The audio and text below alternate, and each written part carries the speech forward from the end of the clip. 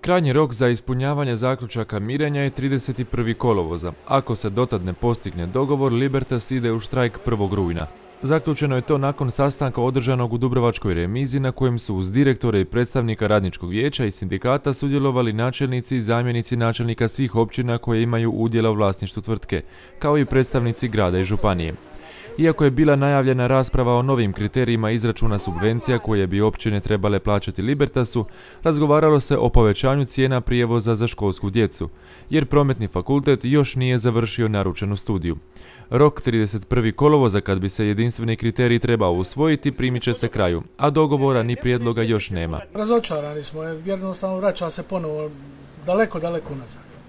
Ništa, mi smo mislili da će to biti neki dogovor, da će se početi napokon rješavati ta križaljka, međutim, evo, ništa. Dakle, ništa novo nije danas podastro pred općinari. Ništa. Sve je ostalo 70-30, isti izračun, isto sve. Da, ništa. Smatram, držim, cijenim da treba postojati jedno veliko razumijevanje između svih nas, posebno između općina, u dijelu raspodjele potrebne subvencije između njih. To je problem. Naprimjer, Konavle župa. Mi pokrivamo dio župe sa konavskim linijama, odnosno vršimo prijevoz župskih putnika, a za to župa ne želi i ne participira kao prije. Dakle, bitan je veoma razumijevanje, razgovor, dogovor, jasno mogućnosti izdvajanja tih sredstava.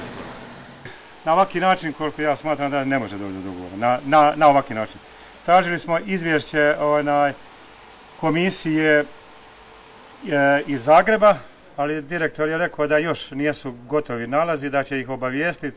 Ovih nekoliko mjeseci od tog postupka, odnosno sastanka mirenja, ja nisam mirovao, nego sam tražio sve ono što mi treba da bi kompletirao i da bi podnio jednu kaznenu prijavu i da ću tražiti odgovornost onih koji su evidentno, i to zaista ne treba biti stručnjak, nanijeli štetu poduzeću Libertas. Zašto su je nanijeli? Naprosto zato što su ukinuli liniju kada je uvidom u dokumentaciju poslovanja proteklih nekoliko godina razvidno da su najveći prihodi, odnosno 70% prihoda se ostvaruju ova 4 ljetna mjeseca i time je nanešena šteta poduzeću.